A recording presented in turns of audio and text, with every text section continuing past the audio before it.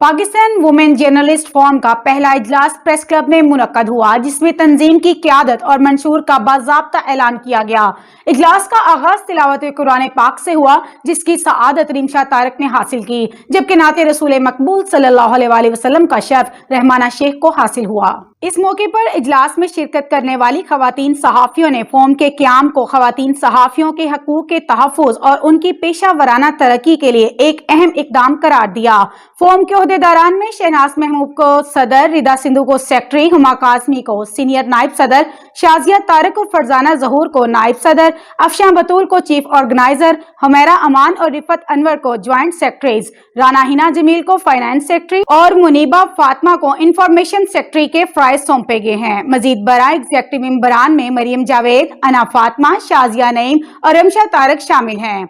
सदर शहनाज महमूद ने अपने खिताब में फोरम के क़याम की अहमियत पर रोशनी डालते हुए कहा, ये प्लेटफॉर्म खवातीन सहाफ़ियों के लिए उनकी पेशा वराना तरबियत, उनके हकूक़ के तहफ़्फ़ुज़ और उनके मसाइल के हल के लिए एक मौसर जरिया बनेगा। उन्होंने इस अज़्म का इजहार किया कि फोरम खवातीन सहाफ़ियों की मुआवनत करेगा और उनके लिए मुख्तलिफ तरबीती वर्कशॉप्स का इनेकाद किया जाएगा, ताकि वो अपने शोबे में मजीद महारत और खुद एतमादी हासिल कर सकें। सेक्रेटरी रिदा सिंधु ने अपने खिताब में फोरम की मंशूर की तफसीलात बयान करते हुए कहा कि ये प्लेटफॉर्म प्रिंट, इलेक्ट्रॉनिक और डिजिटल मीडिया से वाबस्ता तमाम खवातीन सहाफ़ियों को एक साथ लेकर चलेगा। उन्होंने कहा कि फोरम का मकसद खवातीन सहाफ़ियों को उनके हकूक़ के तहफ़्फ़ुज़ के लिए एक मजबूत आवाज़ फराहम करना है और उनके लिए एक महफूज और मुआवन माहौल मुहैया करना है। चीफ ऑर्गेनाइजर अफशां बतूल ने कहा कि पाकिस्तान फीमेल जर्नलिस्ट फोरम खवातीन सहाफ़ियों के लिए एक नया सफर शुरू करेगा, जहां वो अपनी पेशा वराना सलाहियतों को जला बख्शेंगी और एक दूसरे की हमायत से अपनी कामयाबी की राहें